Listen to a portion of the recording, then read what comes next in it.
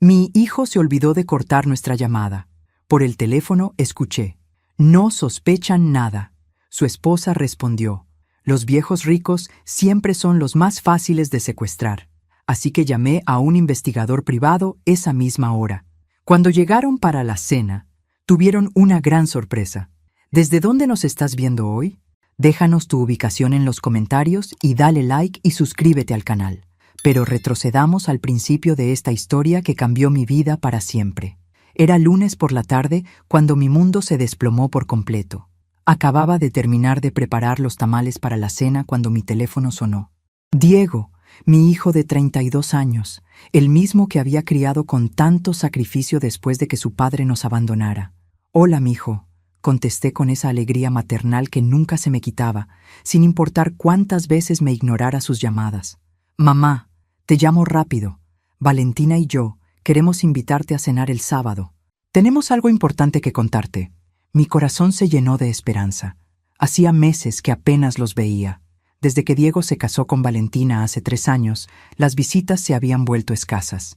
Siempre tenían excusas: trabajo, compromisos sociales, viajes, pero ahora me invitaban a cenar. ¡Qué maravilloso! ¿A qué hora quieren que llegue? A las 8. Te mandamos la dirección por mensaje. Noté algo extraño en su voz, cierta tensión que no logré descifrar en el momento, pero estaba tan emocionada por la invitación que lo ignoré por completo. Perfecto, mijo. ¿Necesito llevar algo? ¿Postre, tal vez? No. Solo ven. Tenemos que hablar de algunas cosas. Después de colgar, me quedé con el teléfono en la mano, sintiendo una mezcla de emoción y nerviosismo. ¿Importantes que contarme?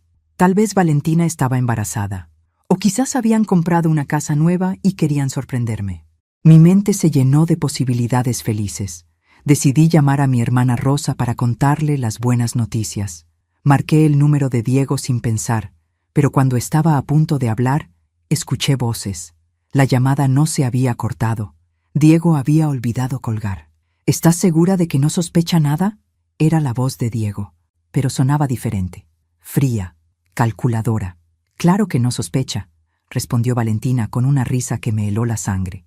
Los viejos ricos siempre son los más fáciles de secuestrar, especialmente cuando confían ciegamente en la familia. El teléfono se me resbaló de las manos y cayó al suelo con un golpe seco. Secuestrar. Habían dicho secuestrar. Mi propio hijo, el niño que había criado sola, trabajando 2 empleos para mantenerlo, estaba planeando secuestrarme. Y lo peor de todo, creían que tenía dinero. Mucho dinero. Si tan solo supieran la verdad. El shock fue tan intenso que tuve que sentarme en la cocina, sosteniendo el teléfono que seguía conectado, esperando escuchar más. Pero la línea se cortó. Diego finalmente se había dado cuenta de su error. Mi mente corrió a 1000 por hora. ¿Viejos ricos? ¿De dónde habían sacado esa idea? Yo vivía en el mismo apartamento de 2 habitaciones desde hace 20 años. Manejaba el mismo Honda Civic del 2008. Compraba en el supermercado con cupones y esperaba las rebajas para renovar mi guardarropa. Pero entonces recordé las mentiras que había estado contando durante los últimos 2 años. Todo comenzó cuando Diego se comprometió con Valentina. Ella venía de una familia acomodada de Guadalajara y desde el primer encuentro me trató con esa condescendencia sutil que usan los ricos con los pobres. Sus comentarios sobre mi apartamento pintoresco, mi trabajo como secretaria en una clínica dental siendo muy noble, mi ropa siendo clásica, siempre con esa sonrisa falsa que no llegaba a los ojos. La humillación me dolía menos que ver cómo Diego empezó a avergonzarse de sus raíces. En la boda, apenas me presentó a sus nuevos suegros. Cuando preguntaron a qué me dedicaba, Diego interrumpió rápidamente diciendo que estaba semi-retirada y que había hecho algunas inversiones exitosas. Yo no lo corregí. Ver el orgullo en sus ojos al mentir sobre mi situación económica me partió el corazón, pero preferí mantener su dignidad intacta. La mentira creció. En cada reunión familiar, Diego añadía detalles: que había comprado propiedades, que tenía acciones en la bolsa, que mi modesto apartamento era solo una de mis residencias. Valentina empezó a tratarme con más respeto, preguntando por mis inversiones y mis planes de expansión. Era patético, pero por primera vez en años, mi hijo parecía orgulloso de mí. Ahora esa mentira se había convertido en una sentencia de muerte. Mi teléfono vibró. Un mensaje de Diego. Se me olvidó colgar. Jeje, espero que no hayas escuchado a Valentina hablando de la sorpresa del sábado. La sangre se me heló. ¿Cuánto había escuchado? ¿Sabían que lo sabía? Respondí con dedos temblorosos. No escuché nada, mijo. Solo el ruido de fondo. Perfecto. Nos vemos el sábado a las 8. Necesitaba ayuda. No podía ir a la policía sin evidencia. Nadie me creería que mi propio hijo planeaba secuestrarme basándose en una conversación telefónica. Recordé el anuncio que había visto en el periódico la semana anterior. Investigaciones Santos. Casos discretos. Resultados garantizados. Sin dudarlo más, busqué el número y marqué. ¿Necesita que alguien crea en usted cuando nadie más lo hace? Habla Carmen Mendoza. La oficina de Rafael Santos estaba en un edificio de ladrillo rojo en el centro de la ciudad. Subí 3 pisos por escaleras que crujían, preguntándome si estaba cometiendo el error más grande de mi vida. La puerta de vidrio esmerilado tenía pintado Investigaciones Santos en letras doradas que se veían desgastadas. Toqué y una voz grave me invitó a pasar. Rafael Santos no era lo que esperaba. Había imaginado a un hombre mayor, tal vez con sobrepeso, usando un traje arrugado como en las películas. En cambio, me encontré con un hombre de unos 45 años, atlético, con canas prematuras en las sienes y ojos que parecían leer cada expresión de mi cara. Señora Mendoza, tome asiento. Por teléfono mencionó que tenía una situación familiar delicada. Su oficina era simple pero ordenada. Un escritorio de madera, 2 sillas, un archivero y una pared llena de certificados y fotografías. Noté una foto donde aparecía en uniforme policial. Señor Santos, esto va a sonar completamente loco, comencé, retorciendo las manos en mi regazo. Créame, he escuchado cosas mucho más locas. Cuénteme todo desde el principio. Le relaté la conversación telefónica. Las mentiras sobre mi riqueza inexistente. La invitación sospechosa para el sábado. Rafael tomaba notas en un cuaderno, deteniéndome ocasionalmente para hacer preguntas específicas. ¿Su hijo tiene problemas económicos?, preguntó. No, que yo sepa. Trabaja en una empresa de software. Gana bien. Valentina no trabaja, pero su familia tiene dinero. ¿Ha notado cambios en su comportamiento recientemente? Pensé por un momento. Ahora que lo menciona, sí. En los últimos meses ha estado más distante. Y cuando nos vemos, siempre hace preguntas sobre mis finanzas. Dice que quiere ayudarme a optimizar mis inversiones. Rafael asintió, como si encajara una pieza en un rompecabezas. Señora Mendoza, necesito ser directo con usted. Si su hijo realmente está planeando un secuestro, no va a ser algo improvisado. Este tipo de delitos requiere preparación, un lugar donde llevarla, contactos para manejar el rescate, un plan de escape. Eso significa que probablemente hay más gente involucrada. Sus palabras me golpearon como un balde de agua fría. ¿Más gente? Los secuestros familiares rara vez son operaciones de 2 personas. Necesitan cómplices, alguien que no esté relacionado con la familia para hacer las llamadas de rescate. Alguien que vigile mientras ellos mantienen las apariencias. Me levanté bruscamente. Esto es una locura. Tal vez malentendí lo que escuché. Rafael me miró con comprensión. Señora Mendoza, entiendo que esto sea muy difícil de aceptar, pero piénselo. ¿Por qué mencionarían específicamente que los viejos ricos son fáciles de secuestrar? Esa no es una conversación que surge por casualidad. Tenía razón, y lo sabía. ¿Qué sugiere que hagamos? Primero, necesitamos evidencia. Voy a vigilar a su hijo y su esposa durante los próximos días. También voy a verificar si han tenido contacto con personas de reputación dudosa. Sacó un contrato de su escritorio. Mis honorarios son $500 por día, más gastos. Para este tipo de investigación, calculo que necesitaríamos 3 días mínimo. $1,500. Era casi todo mi salario del mes. ¿Y si resulta que estoy equivocada? ¿Si solo escuché una conversación fuera de contexto? Entonces, habrá pagado $1,500 por la tranquilidad de saber que su hijo la ama y no planea lastimarla. Me quedé en silencio por un largo momento. ¿Pero si tengo razón? Entonces, vamos a asegurarnos de que el sábado por la noche sean ellos los que tengan la sorpresa. El martes por la noche no pude dormir. Cada sonido del edificio me hacía saltar, el elevador funcionando, pasos en el pasillo, hasta el ronroneo del refrigerador me parecía amenazante. ¿Y si Diego y Valentina se habían dado cuenta de que los había escuchado? ¿Y si decidían adelantar sus planes? Mi apartamento, que siempre había sido mi refugio, de repente se sentía vulnerable. El miércoles por la mañana recibí una llamada de Rafael. «Buenos días, señora Mendoza. Necesito que vengas a mi oficina. He descubierto algunas cosas». El tono de su voz me alarmó. «¿Es malo? ¿Es complicado? ¿Puede venir ahora?» Una hora después estaba sentada frente a Rafael, que tenía varias fotografías esparcidas sobre su escritorio. «Su hijo ha estado muy ocupado», comenzó, girando una foto hacia mí. Era Diego entrando a un bar en una zona peligrosa de la ciudad. Ayer por la noche se reunió con estas dos personas. Me mostró otra foto. Diego estaba en una mesa con dos hombres que definitivamente no parecían del tipo de personas con las que un ingeniero de software socializa normalmente. ¿Los reconoce?, negué con la cabeza. El más alto se llama Marcelo Ruiz. Tiene antecedentes por extorsión y secuestro express. El otro es su hermano, Tomás, también con antecedentes por delitos similares. Mi estómago se revolvió. Oh, Dios mío, hay más. Rafael sacó otra serie de fotos. Esta mañana su nuera fue a un banco que no es el suyo habitual. Permaneció adentro durante casi una hora. ¿Qué estaba haciendo? Mi contacto en el banco me confirmó que preguntó sobre la apertura de cuentas offshore. Específicamente, sobre cómo transferir grandes sumas de dinero a cuentas en el extranjero sin levantar sospechas. La realidad me golpeó con fuerza brutal. No solo estaban planeando secuestrarme, estaban planeando desaparecer con el dinero del rescate. «Pero no tengo dinero para rescate», murmuré. «Ellos no lo saben, y aquí es donde la situación se vuelve realmente peligrosa».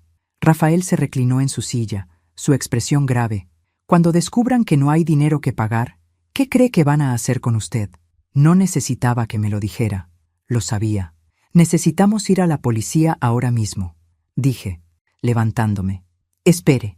Rafael levantó una mano. «Estas fotos no prueban nada ilegal todavía. Su hijo se reunió con delincuentes conocidos, pero eso no es un crimen. Su nuera preguntó sobre cuentas bancarias, pero eso tampoco es ilegal. Entonces, ¿qué hacemos? Necesitamos que cometan un acto criminal que podamos documentar. Y la única manera de hacer eso es ir a la cena del sábado». «Exactamente, pero no sola, y no sin un plan». Rafael abrió un cajón de su escritorio y sacó varios dispositivos pequeños. «Esto es un micrófono de ambiente. Se adhiere a la ropa y transmite todo lo que se dice en un radio de 10 metros. Luego me mostró lo que parecía un reloj común. Esto es un GPS con botón de pánico. Si presiona este botón por 3 segundos, envía una señal de emergencia directamente a la policía. ¿Quiere que me convierta en cebo? Quiero que se proteja mientras reunimos evidencia suficiente para que su hijo pase el resto de su vida en prisión». Me quedé mirando los dispositivos, sintiendo que mi vida se había convertido en una película de suspense que nunca quise protagonizar. ¿Y si algo sale mal? Por eso voy a estar a menos de 1 cuadra de distancia, con la policía en marcación rápida. En ese momento, mi teléfono sonó. «Diego». «Conteste», me susurró Rafael, señalando hacia un dispositivo que grabaría la conversación. «Hola, mijo». «Mamá, solo quería confirmar lo del sábado. Valentina está muy emocionada de verte. Dice que han pasado demasiado tiempo». «Yo también estoy emocionada. ¿Seguro que no necesito llevar nada?» «Solo tú, mamá. Solo tú». La manera en que lo dijo me envió escalofríos por toda la espalda. Después de colgar, Rafael me miró seriamente. «Señora Mendoza, todavía puede cambiar de opinión. Podemos ir a la policía ahora mismo y que ellos manejen todo». Pensé en mi hijo, en el niño que había criado, en todas las noches que había trabajado turnos dobles para darle una mejor vida. No, quiero saber qué tan profundo está metido en esto. Quiero escucharlo confesar con sus propias palabras. Pero por dentro, una parte de mí todavía rezaba porque fuera todo un terrible malentendido. El sábado probaría si mis oraciones habían sido escuchadas. El jueves por la mañana desperté con una llamada que cambiaría todo el curso de la investigación. «Señora Mendoza, necesito que venga inmediatamente». La voz de Rafael sonaba urgente. «He descubierto algo que cambia completamente la situación». Llegué a su oficina en tiempo récord. el corazón bombeando adrenalina pura. ¿Qué pasó? Rafael tenía su computadora abierta, mostrando lo que parecía ser un árbol genealógico complejo. Anoche decidí investigar más profundamente los antecedentes de Valentina. Su familia no es solo acomodada, como ella dice, son extremadamente ricos. Su padre, Alejandro Herrera, es dueño de una cadena de hoteles en todo México. Eso no tiene sentido. Si su familia tiene tanto dinero, ¿por qué querría secuestrarme? Porque... Rafael hizo clic en otra ventana. Valentina fue desheredada hace 6 meses. Me mostró recortes de periódicos en español. Al parecer, se descubrió que había estado robando de las cuentas de la empresa familiar. Su padre la cortó completamente. No solo perdió su herencia, sino que la familia la repudió públicamente. Mi mente comenzó a procesar esta información. Entonces ella necesita dinero desesperadamente. Exacto. Pero aquí viene lo realmente preocupante. Rafael abrió otra carpeta con documentos. Valentina no le contó a Diego sobre la desheredación. Él sigue creyendo que se va a casar con una heredera rica. ¿Cómo lo sabes? Porque contraté a alguien para vigilar su apartamento ayer por la noche. Mi colega logró escuchar una conversación muy reveladora entre Valentina y su madre por teléfono. Rafael reprodujo una grabación de audio. Era Valentina hablando en voz baja, pero claramente audible. «Mamá, Diego no puede saber la verdad todavía. Si descubre que papá me cortó, va a cancelar todo el plan. Sí, el plan del secuestro va a funcionar. Ella tiene que tener dinero escondido. La gente de su edad siempre tiene ahorros. No, él piensa que lo hacemos porque estamos aburridos y queremos emociones fuertes». La grabación continuó, pero yo ya no podía procesar más palabras. Mi hijo no solo estaba planeando secuestrarme, lo estaba haciendo bajo falsas pretensiones, manipulado por una mujer que le estaba mintiendo sobre todo. «Hay más», dijo Rafael sombremente. «También investigué las finanzas de Diego. Tiene deudas por casi $100,000, tarjetas de crédito, préstamos personales, incluso le debe dinero a un prestamista privado». ¿$100,000? ¿Cómo es posible? Al parecer, Valentina lo convenció de que invirtiera en varias oportunidades que resultaron ser estafas. Él no sabe que ella sabía que eran estafas desde el principio. La habitación comenzó a girar. Ella lo está usando. Completamente. Diego cree que está secuestrando a su madre rica para impresionar a su esposa adinerada. En realidad, está siendo manipulado por una estafadora desesperada que está dispuesta a llegar al asesinato para salir de sus problemas. Me levanté y caminé hacia la ventana, tratando de respirar. En la calle, veía familias normales caminando, sin idea de los horrores que otros estaban planeando. ¿Sabes qué es lo más doloroso de todo esto? Le pregunté a Rafael, sin voltear a verlo. ¿Qué? Que mi hijo está dispuesto a traicionarme por una mujer que lo está traicionando a él. Rafael se acercó. Señora Mendoza, ahora que sabemos esto, podemos ir directamente a Diego. Podemos mostrarle la evidencia sobre Valentina. Tal vez cuando sepa la verdad. No, me volteé hacia él. Si le decimos la verdad sobre Valentina ahora, ella va a convencerlo de que somos nosotros los que mentimos, que estoy celosa de su matrimonio, que contraté un investigador para sabotear su relación. Entonces, ¿qué propone? Que sigamos con el plan original. Pero ahora sabemos que no solo necesitamos evidencia contra Diego y Valentina. Necesitamos evidencia que demuestre que ella lo está manipulando. Rafael asintió lentamente. Es más complicado, pero posible.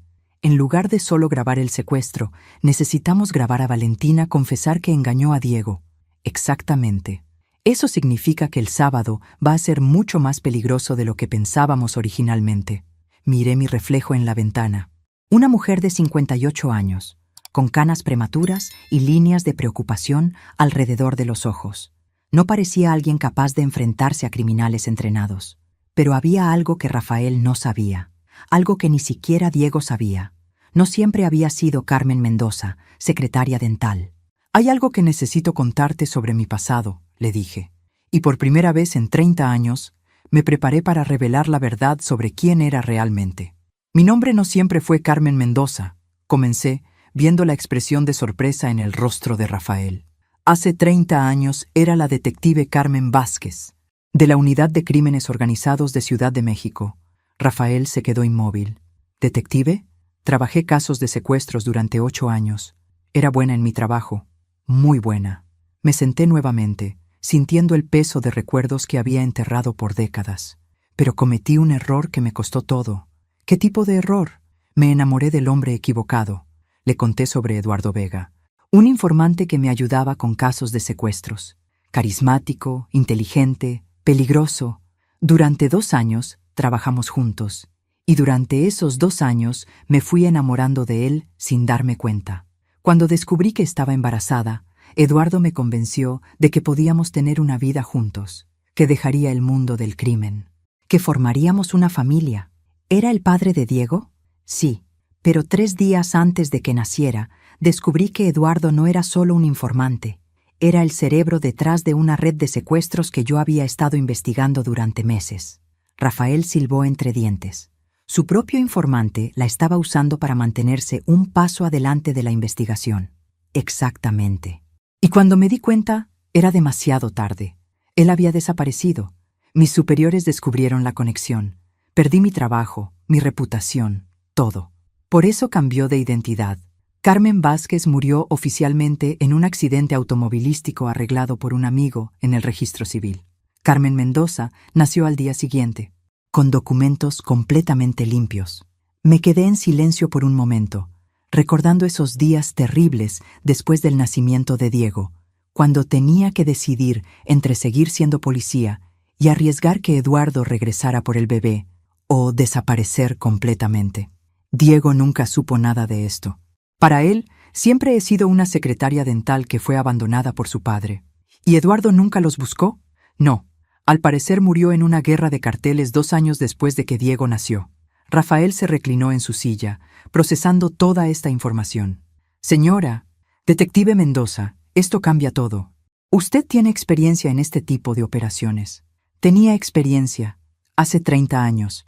Ahora soy una mujer de 58 años que se asusta cuando escucha ruidos en el pasillo. Pero la experiencia no se olvida. Los instintos no desaparecen. Tenía razón.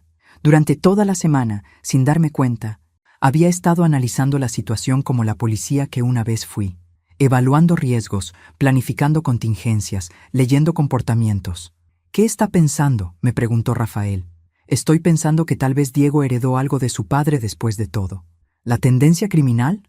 No, la capacidad de ser manipulado por personas más inteligentes que él. Rafael abrió una nueva carpeta. Con su experiencia tal vez pueda ayudarme a entender esto. Me mostró un mapa detallado de la zona donde vivían Diego y Valentina. He estado vigilando su apartamento desde ayer. Marcelo y Tomás Ruiz han estado haciendo reconocimiento del área durante los últimos 3 días. Estudié el mapa con ojos entrenados. Los patrones eran obvios. No están planeando llevarse a cabo el secuestro en su apartamento, observé. Están identificando rutas de escape. Exacto. Mi teoría es que van a llevarla a otro lugar después de la cena. ¿Dónde? Rafael señaló una zona industrial en las afueras de la ciudad. Los hermanos Ruiz han estado haciendo múltiples viajes a esta área. Hay varias bodegas abandonadas. Sentí una familiar oleada de adrenalina, la misma que solía experimentar cuando estaba cerca de resolver un caso. Necesitamos ver esas bodegas. ¿Ahora? Ahora. Si vamos a entrar en su trampa el sábado, necesito conocer el terreno. Rafael sonrió por primera vez desde que lo conocía. Detective Mendoza, creo que voy a disfrutar trabajar con usted. Mientras nos dirigíamos hacia su carro, mi teléfono vibró. Un mensaje de Diego. Mamá, Valentina compró vino especial para mañana. Dice que es de una cosecha muy rara. Vas a amor. El mensaje me heló la sangre, no porque hablara de vino, sino porque Diego nunca había escrito vas a amor en lugar de lo vas a amar. Su gramática siempre había sido perfecta, a menos que alguien más hubiera escrito ese mensaje. Rafael, le dije mientras subíamos al carro, creo que ya no nos queda hasta el sábado. La zona industrial estaba ubicada en la periferia de la ciudad, donde las fábricas abandonadas y las bodegas vacías creaban un laberinto perfecto para actividades ilegales. Rafael había traído binoculares y una cámara con zoom, pero yo confiaba más en mis viejos instintos. Esa, dije señalando una bodega que estaba apartada del resto, con múltiples puntos de entrada, pero solo una salida principal. Si yo fuera a planear un secuestro, usaría esa. ¿Por qué esa específicamente? Está suficientemente alejada para que nadie escuche gritos, pero lo bastante cerca del camino principal para una huida rápida. Además, mira las ventanas. Están todas rotas, lo que significa que pueden vigilar si alguien se acerca. Rafael enfocó sus binoculares. Hay un carro estacionado atrás, un Chevrolet gris. Ese no es el carro de Diego. No, pero es el carro que los hermanos Ruiz han estado usando. Mi sangre se aceleró. Están ahí ahora mismo. ¿Qué hacemos? Necesitamos acercarnos. Detective, eso es muy peligroso. Más peligroso es entrar el sábado sin saber qué nos espera. Salimos del carro y nos acercamos cuidadosamente a la bodega. Los años como detective habían grabado en mi memoria cómo moverme silenciosamente, cómo usar las sombras, cómo respirar de manera que no haga ruido. A través de una ventana rota pudimos ver el interior. Marcelo y Tomás Ruiz estaban montando algo que me hizo sentir náuseas. Una silla con cuerdas, una mesa con herramientas y lo que parecía ser equipo de grabación. No solo van a secuestrarme, susurré a Rafael. Van a grabar una prueba de vida para el rescate. ¿Escucha eso? Agucé el oído. Voces. Se acercaban otras personas. Por instinto, jalé a Rafael detrás de unos barriles oxidados justo cuando Diego y Valentina aparecieron caminando hacia la bodega. ¿Todo está listo para mañana?, preguntó Valentina. Sí, señora. La silla, las cuerdas, la cámara, todo como pidió, respondió Marcelo. ¿Y el lugar para... después?, Diego preguntó, y su voz sonaba diferente, vacilante. También está preparado, jefe. Un hoyo bien profundo en el bosque. Nadie la va a encontrar. Mi corazón se detuvo. ¡Un hoyo! No solo estaban planeando secuestrarme, estaban planeando asesinarme. Diego, escuché que Valentina le decía en un tono dulce que contrastaba horriblemente con lo que acababa de escuchar. ¿Estás seguro de que puedes hacer esto?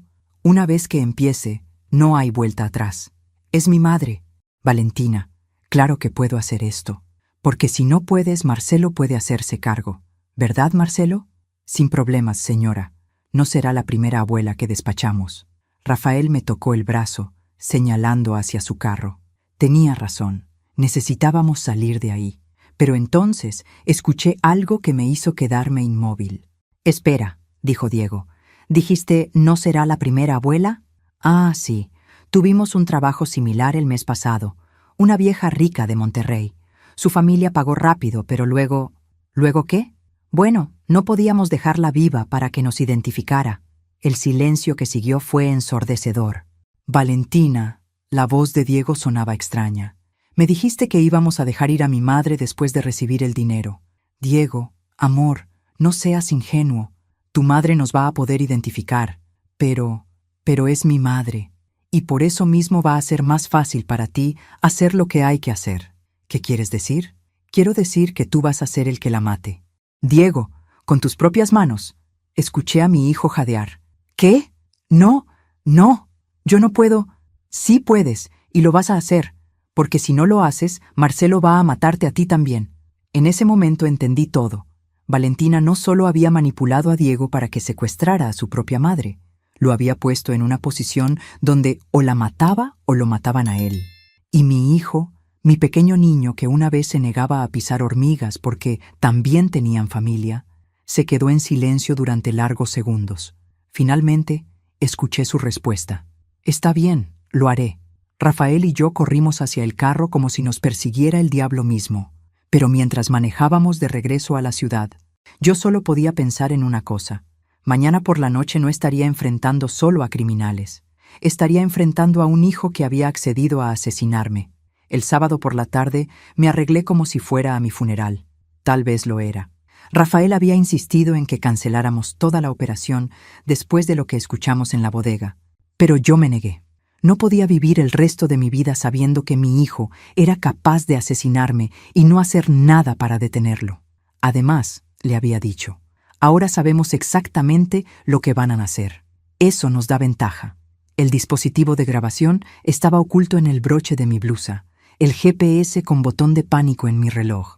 Rafael estaría estacionado a 2 cuadras del apartamento de Diego, con la policía en línea directa. Si no recibo señal suya cada 30 minutos, enviamos a los refuerzos inmediatamente, me había dicho. Dale 1 hora.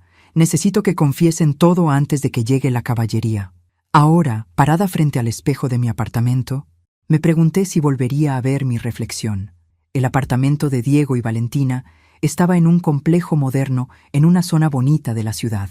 Había estado ahí solo una vez antes, para la fiesta de compromiso. Recordaba haber pensado que era demasiado elegante para el salario de Diego, pero había asumido que los padres de Valentina habían ayudado con los gastos. Ahora sabía la verdad sobre todo. Toqué el timbre exactamente a las 8. Diego abrió la puerta, y por un momento vi a mi hijo de 5 años corriendo hacia mí después de la escuela. Alto, moreno, con los ojos cafés de su padre, pero la sonrisa que yo le había enseñado. «Mamá, llegas justo a tiempo. Pasa, pasa». El apartamento olía a ajo y vino tinto. Música jazz sonaba suavemente de fondo. Si no supiera lo que sabía, habría pensado que era una cena familiar perfectamente normal. «Valentina está terminando de cocinar. Hizo tu platillo favorito, mole poblano». «¡Qué considerada!». Valentina apareció desde la cocina, secándose las manos en un delantal. Llevaba un vestido negro elegante y sus labios estaban pintados de rojo. Parecía estar vestida para una ocasión especial. «Carmen, qué gusto verte. Espero que tengas hambre. Mucha. Todo huele delicioso». «Siéntate, mamá. Te sirvo una copa de vino». Diego me guió hacia la sala. Era elegante, sofás de cuero crema, una mesa de centro de vidrio, arte moderno en las paredes. Definitivamente costoso. «Este vino es muy especial», dijo Valentina, apareciéndose con una copa ya servida. «Es de una bodega boutique en Napa Valley. Cuesta $300 la botella». Tomé la copa, pero no bebí. ¿$300? Eso es más de lo que gano en una semana. Oh, Carmen, no seas modesta. Con todas tus inversiones y propiedades, $300 no son nada para ti. Diego se sentó a mi lado. «Mamá, por eso queríamos hablar contigo esta noche». «¿Ah, sí?» «Valentina y yo hemos estado hablando, y creemos que podrías estar manejando tus finanzas de manera más eficiente». Aquí venía. «¿Qué quieres decir?». Valentina se sentó al otro lado de mí, efectivamente atrapándome entre los dos. «Bueno, por ejemplo, vivir en ese apartamento viejo cuando podrías estar en una mansión. Manejar ese carro del 2008 cuando podrías tener algo de lujo. Me gusta mi apartamento. Y mi carro funciona perfectamente. Pero mamá», Diego puso su mano en mi rodilla, «no tienes que vivir como si fueras pobre cuando no lo eres». «¿Quién dice que no soy pobre?». Diego y Valentina intercambiaron una mirada. «Mamá, por favor. Sabemos de las propiedades en Cancún, de las acciones en la bolsa, de las cuentas en el extranjero». Mi corazón se aceleró. ¿Cómo sabían sobre cuentas que no existían? «No sé de qué hablas, Diego». Valentina se levantó y caminó hacia un mueble de donde sacó una carpeta. «Carmen, encontramos esto en tu apartamento la última vez que lo visitamos». Me mostró documentos que nunca había visto en mi vida. Estados de cuenta bancarios a mi nombre, escrituras de propiedades, certificados de acciones, todo falsificado, pero muy bien hecho. «¿De dónde sacaron esto?». «Estaba en el cajón de tu escritorio», mintió Diego. Entendí inmediatamente lo que había pasado. Habían plantado evidencia falsa en mi apartamento para convencerse a sí mismos de que realmente tenía dinero. O tal vez para justificar lo que estaban a punto de hacer. «Estos documentos no son míos, Carmen». Valentina se sentó nuevamente, su voz adoptando un tono maternal condescendiente. «Entendemos que te da pena admitir que tienes dinero. Tal vez te preocupa que solo nos acerquemos a ti por interés. Pero somos familia», añadió Diego. «Y la familia se cuida mutuamente». «¿Qué proponen exactamente?». «Bueno», Valentina sonrió, pero sus ojos permanecieron fríos. «Diego y yo estamos pasando por algunas dificultades financieras temporales. Pensamos que tal vez podrías ayudarnos». «¿Cuánto necesitan?». $1 millón. Casi me río. ¿1 millón? Mamá, según estos documentos, tu patrimonio neto es de al menos 5 millones. 1 millón no es mucho para ti. ¿Y si no lo tengo?». El silencio que siguió fue pesado. Diego miró a Valentina como pidiendo permiso para continuar. «Carmen», dijo Valentina finalmente, «espero que no estés pensando en negarnos tu ayuda. Especialmente después de todo lo que Diego ha hecho por ti». «¿Qué ha hecho Diego por mí?». «Visitarte, llamarte, preocuparse por ti. Hay hijos que simplemente abandonan a sus madres en asilos». La amenaza implícita era clara. «Pero nosotros jamás haríamos eso». dijo Diego, su voz sonando extraña. Nosotros preferimos cuidarte personalmente. En ese momento, escuché un ruido en la cocina, como si alguien más estuviera en el apartamento. ¿Hay alguien más aquí?, pregunté. No, ¿qué va? Solo nosotros tres, respondió Valentina demasiado rápido. Pero entonces vi una sombra moverse hacia el pasillo. Marcelo y Tomás Ruiz habían llegado. El plan había comenzado oficialmente. Carmen, dijo Valentina, y por primera vez escuché su voz real, sin la dulzura falsa. Creo que es hora de que tengas una conversación honesta con nosotros. Marcelo apareció desde la cocina, seguido por Tomás. Los dos hombres que había visto en las fotos de Rafael ahora estaban parados en la sala, bloqueando efectivamente cualquier escape hacia la puerta principal. Diego se levantó del sofá, su cara pálida pero determinada. Mamá, estos son unos amigos que nos van a ayudar con nuestra conversación. ¿Ayudar cómo? Asegurándonos de que seas completamente honesta con nosotros sobre tus finanzas. Valentina sacó su teléfono. Carmen, voy a llamar a tu banco ahora mismo. Les voy a decir que eres tú, y vas a autorizar una transferencia de $1 millón a nuestra cuenta. ¿Y si me niego? Marcelo se acercó. En su mano tenía una jeringa. Esta es ketamina, dijo con voz monótona. Te va a poner muy cooperativa. Diego, lo miré directamente a los ojos. ¿Realmente vas a permitir que me droguen? Mi hijo evitó mi mirada. Mamá, si solo cooperas, esto puede terminar rápido y fácil. ¿Y después qué? ¿Me dejan ir? Valentina se rió. Carmen, por favor, no somos estúpidos. Entonces va a ser así, murmuré, más para mí misma que para ellos. Pero entonces hice algo que ninguno de ellos esperaba. Me levanté del sofá y caminé directamente hacia Marcelo. ¿Sabes qué?, le dije. Antes de que me inyectes esa cosa, me gustaría contarte una historia. Señora, no tenemos tiempo para historias. Oh, creo que van a querer escuchar esta. Miré a Diego y Valentina, porque esta historia es sobre el padre de Diego. Diego se quedó inmóvil. ¿Qué tiene que ver mi padre con esto? Todo, respondí, porque resulta que tu padre, Eduardo Vega, era muy parecido a estos señores. Señalé a Marcelo y Tomás. Era un secuestrador profesional. La habitación se quedó en silencio. Eduardo Vega, repitió Marcelo lentamente. Ese nombre me suena. Debería sonarte. Era el jefe de la organización de secuestros más exitosa de Ciudad de México en los años 90. Tomás silbó. Eduardo el Fantasma Vega. Ese cabrón era una leyenda. ¿De qué están hablando? Diego parecía confundido. Tu padre no era un empresario que nos abandonó, Diego. Era un criminal que me usó para mantenerse un paso adelante de la policía. Eso es imposible. Es la verdad. ¿Y sabes cómo lo sé? Porque yo era la detective que lo estaba investigando. Valentina se rió nerviosamente. Carmen, estás inventando historias para distraernos. Detective Carmen Vázquez, Unidad de Crímenes Organizados. Continué. Trabajé 8 años cazando secuestradores antes de que tu padre me destrozara la carrera. Marcelo y Tomás se miraron entre sí. Espera, dijo Marcelo. Carmen Vázquez, ¿la detective que desapareció después de que mataran a Eduardo? No desaparecí, me escondí. Cambié mi identidad para proteger a Diego. «¡Esto es ridículo!», gritó Valentina. «¡Estás mintiendo! ¿Quieres prueba?». Saqué mi cartera y extraje una foto vieja que había guardado durante 30 años. Era de mi graduación de la Academia de Policía. Detective Carmen Vázquez, promoción 1992. Diego tomó la foto con manos temblorosas. «Pero esto significaría que heredaste algo de tu padre después de todo.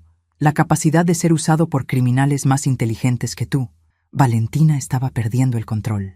«No importa quién eras, ahora eres una vieja que va a darnos nuestro dinero». «¿Cuál dinero, Valentina?». «El dinero de tus cuentas secretas».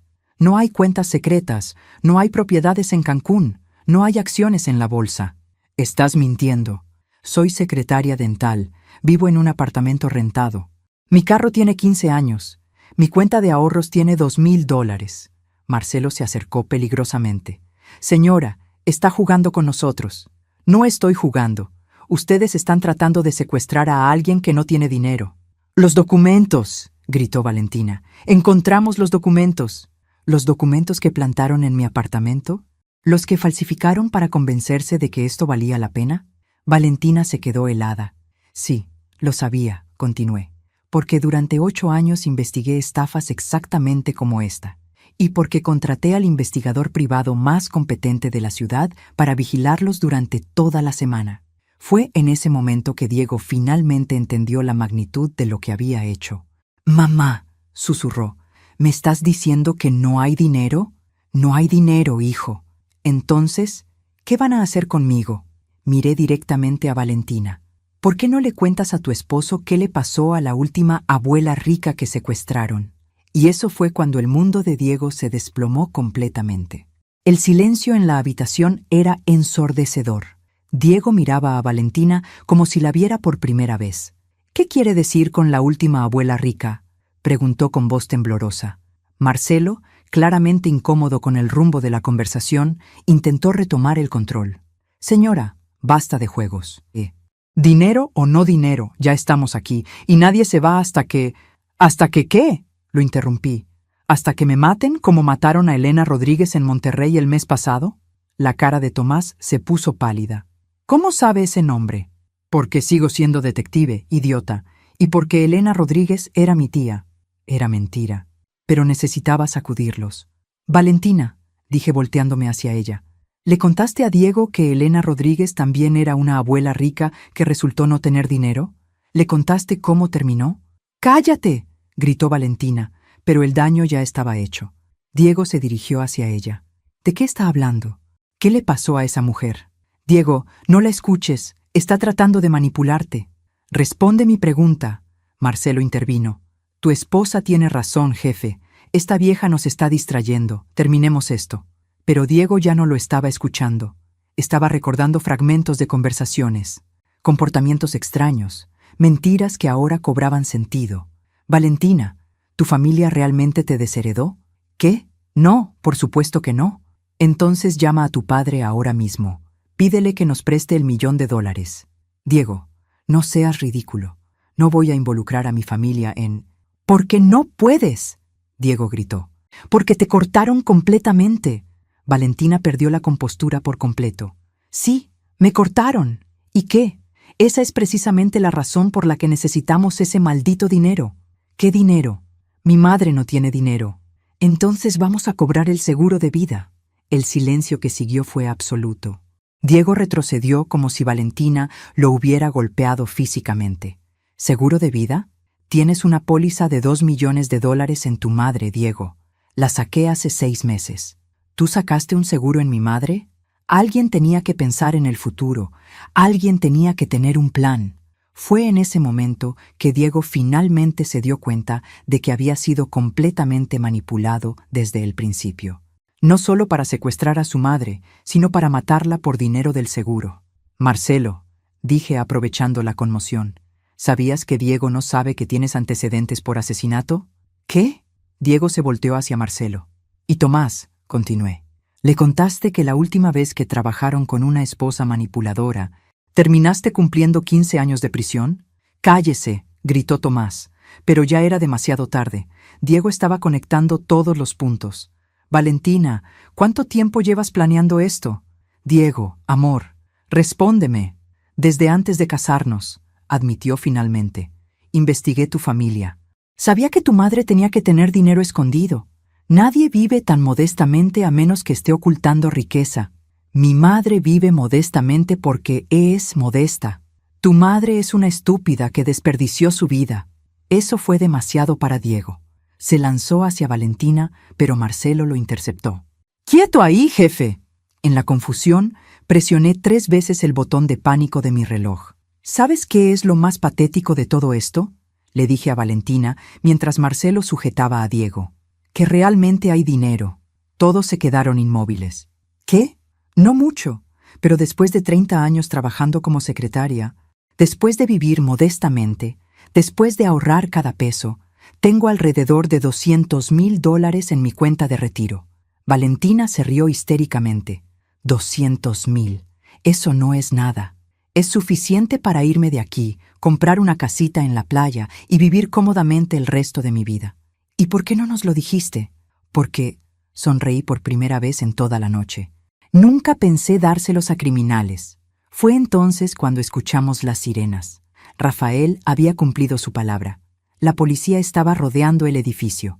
«Nos pusiste una trampa», gritó Valentina. «No», respondí calmadamente. «Ustedes se pusieron la trampa solos. Yo solo me aseguré de que hubiera alguien para documentar su estupidez». Marcelo corrió hacia la ventana. «Está rodeado». Tomás intentó ir hacia la puerta trasera, pero se detuvo cuando vio luces rojas y azules también por ese lado. «Diego», le dije a mi hijo, que seguía en estado de shock, «todavía estás a tiempo de tomar la decisión correcta». Diego miró a Valentina, luego a mí, luego a los criminales que su esposa había traído a nuestras vidas. Cuando la policía derribó la puerta, Diego estaba parado frente a mí, protegiéndome de Marcelo, que había sacado un cuchillo en un último acto desesperado. 6 meses después, estaba sentada en la terraza de mi nueva casa en Puerto Vallarta, viendo el atardecer sobre el Pacífico. El dinero de mi retiro había sido suficiente para un pequeño departamento con vista al mar y una vida tranquila. Diego había recibido una sentencia suspendida a cambio de su testimonio contra Valentina y los hermanos Ruiz. Estaba en terapia, tratando de reconstruir su vida y entender cómo había sido tan completamente manipulado. Me visitaba una vez al mes. Nuestras conversaciones eran difíciles pero honestas. Por primera vez en años, estábamos hablando como madre e hijo, no como víctima y victimario. Valentina recibió 25 años por conspiración para cometer secuestro y asesinato. Los hermanos Ruiz recibieron cadena perpetua. Mi teléfono sonó. Era Diego. «Hola, mamá. Solo quería saber cómo estás». «Estoy bien, mijo. ¿Y tú?» «Mejor. Cada día un poco mejor. Me alegra escuchar eso. Mamá, ¿puedo preguntarte algo?» «Por supuesto. ¿Cómo pudiste perdonarme?» Miré el océano, pensando en la respuesta, porque a pesar de todo, seguías siendo mi hijo, y porque entendí que el verdadero Diego nunca habría lastimado a su madre. Fue la manipulación de Valentina lo que te convirtió en alguien que no eras. Te amo, mamá. Y yo a ti, Diego. Siempre. Después de colgar, me quedé viendo el atardecer, pensando en lo extraña que había sido mi vida. De detective a secretaria dental, a víctima potencial, a sobreviviente. Pero tal vez la detective Carmen Vázquez nunca había desaparecido realmente. Tal vez solo había estado esperando el momento adecuado para regresar y proteger lo que más amaba. A veces, los finales felices llegan de las maneras más inesperadas. Y a veces, la única forma de salvar a la familia es estar dispuesta a luchar contra ella.